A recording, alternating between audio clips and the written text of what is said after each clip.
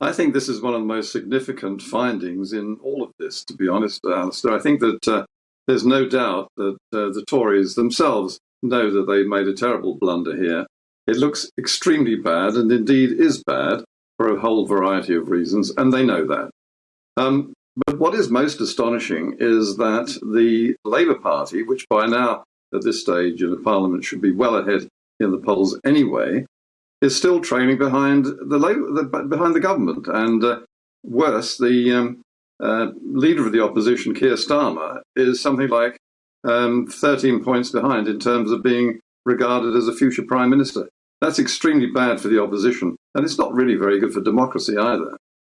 I totally agree with that last point, Trevor, and we've talked about it many times. I mean, the other thing that struck me as being extraordinary, and you and I go back far enough to know all of these characters and have dealt with them, that Boris Johnson and Owen Paterson and the rest of it has left a wide open goal, and the guy who goes in and does the Cristiano Ronaldo bit is Sir John Major.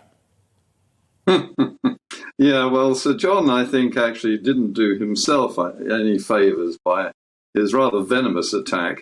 And this is a man who is extremely bitter over his own fate as Prime Minister and subsequently over the Brexit vote. And you could tell that the acid was almost dripping as he was on the air talking about Boris. And what he said, I think, has some substance, but I don't think necessarily that a former Prime Minister should be dropping a bucket load over his successor.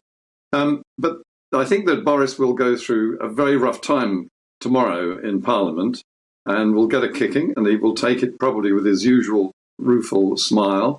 And to be honest, I think that no matter how big this seems at the moment, this will pale into the distance as other events unfold in the coming weeks and months.